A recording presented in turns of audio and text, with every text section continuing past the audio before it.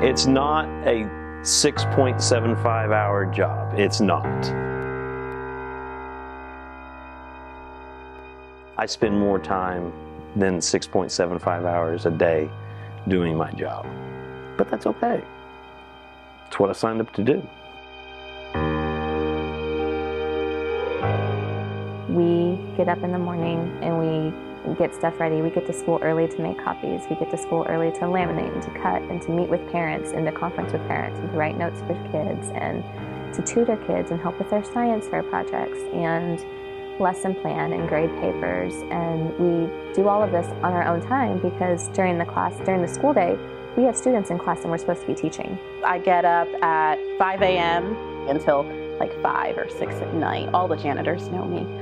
It's not easy, so it takes a special kind of person to be able to do the job that we do every day. I pull in the parking lot and it's already full. You know, teachers had already been here for an hour, hour and a half, maybe up to 2 hours, and they stay late. They certainly are dedicated and very devoted.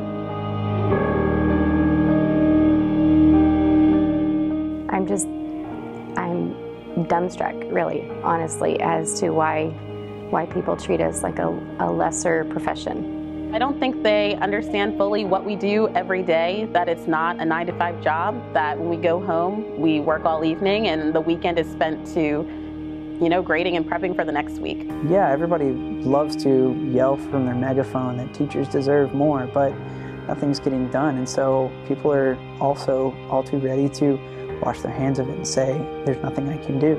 I don't think the vast majority of the public understands how hard it is to reach each and every individual student where they are and give them what they need. There are so many needs of the students that aren't being met. There's so many needs of the teachers that aren't being met. And it would be great if, you know, educators were allowed to be a part of the decision making. We know from research that the most important factor in any classroom and any kid's education is the teacher. We can have money for all these other things, but the teacher is the most important factor, and it's hard to keep good teachers when they could go anywhere else and make so much more a year, and no one can blame them. After looking at what I would make and talking to my principal about what I would potentially be offered in January, it was just kind of like, I can't stay. I mean, going to OU and going to college to be a teacher is over $100,000. All of that is in loans. I could not stay, even with the debt forgiveness programs, I couldn't stay and pay my loans and pay rent off of what I'm being offered from Oklahoma districts. If my teachers don't feel valued and they don't feel respected, then they can't do what they need to do to meet the needs of our kids today. The joke inside education is that, yes, education pays unless you're in education.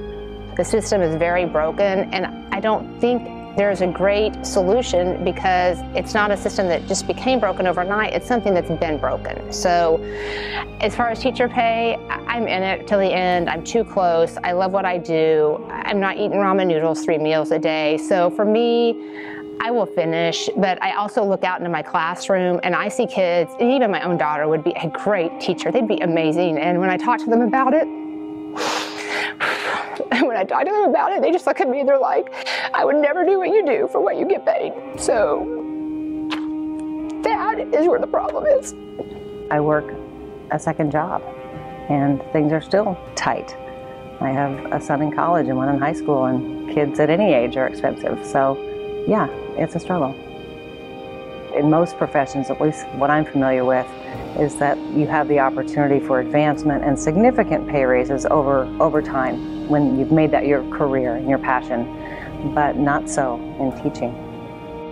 Would you lose me? Oklahoma might. Another state might get me, a state that pays more. If it weren't for my husband's salary, he makes, and again, no college education, makes twice as much as what I will ever make, and here I am with a master's degree and teacher of the year, and I would never be able to support my 2 kids. I don't know how people do that. It blows my mind. The people I've been shadowing and the people that have let me into their schools, it doesn't reflect the work that they do or the lives that they change or the families they impact. Like, it just doesn't reflect that at all. I need to be paid an honest wage. I need to be valued as a teacher, as an educator, and acknowledged through my paycheck in a way that shows me that all of my education and all of my experience and all of my dedication is worth it. I think the frustration for a lot of us as teachers is not that we mind being held accountable. I think we're doing a great job and we teach our students well, but we have the variety of tests, the inconsistency with testing companies and the evaluations and how valid are they, and there's all these questions up in the air, and that seems to be the focus a lot of times, is these tests as opposed to all the other great things that we're doing in the classroom. I definitely know it's a different environment than what I grew up in. Whenever I was in more public schools, graduating in 2004, I'd never heard of EOIs or anything like that. I know we had tests that we needed to pass, but I never even had to grapple with the idea that if I didn't pass this one certain test on this one day, then I could be held back, or that I wouldn't be able to graduate. I can't imagine how that wouldn't be stressful. So my scores and my kids' scores are compared to other affluent non-Title I schools. It's not fair. It's not equitable. I have 140 years worth of history that I have to get through by April. And so I have this deadline hanging over my head. And so I'm kind of in a catch-22. If I don't teach all the curriculum, then I'm at fault. But if I don't teach them how to think, I'm at fault. Let's do a pre-test at the beginning of a year to see where the kids start, and then do one post-test at the end of the year to see where they finished. So that way we could actually look at the gains that they have. I would say most teachers are fine with accountability. We welcome accountability both as administrators and teachers. It needs to be fair. It needs to be consistent. We can't continue to change standards, change tests that we take, change cut scores. We need some consistency. We will play by the rules as long as we feel like they're fair and we know what's expected of us. And in a lot of ways, just leave us alone and let us do our jobs. Trust us to do what we need to do. As a teacher that sees my students every day, and I know what their abilities are, and I know how hard they've worked, and I know where they're struggling, I think I'm a better gauge of whether they should pass or fail than some random test that they take one day.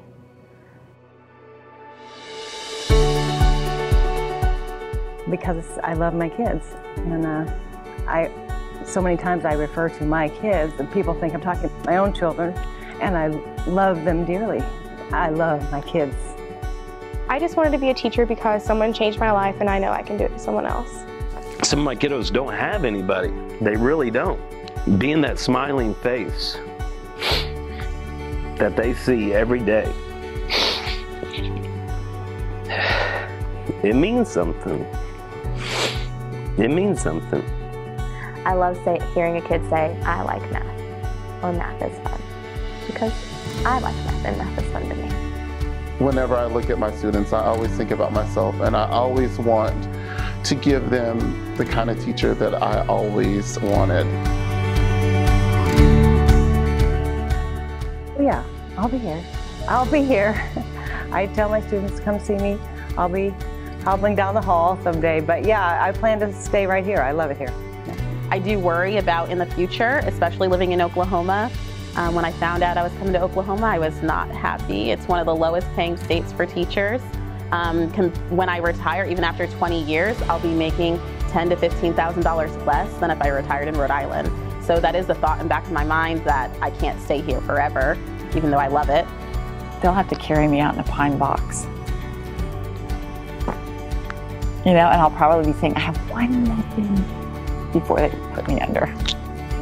I think the ones that are here and are established will be here. I think the sense of accomplishment they get from the job is enough to sustain them. But, I think we're going to continue to lose teachers if we don't see the increase in pay, and the prestige of the job needs to increase. And the perception of how important it is and how teachers feel they need to feel valued in their job. I knew what it was when I signed up. I'll be doing this because I love it. I just wish something would change. We are breaking the silence. People need to understand what it is that teachers face and go through on a daily basis.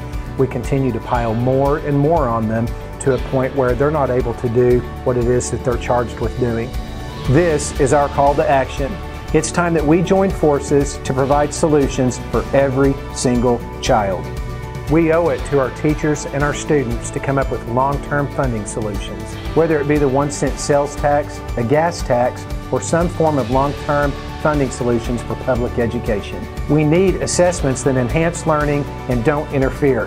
One example would be do away with end of instruction tests and replace it with the ACT, or even look at a growth model that measures progress from the beginning of the year to the end of the year. We need a reliable accountability system that evaluates schools, students, teachers in a fair and consistent manner.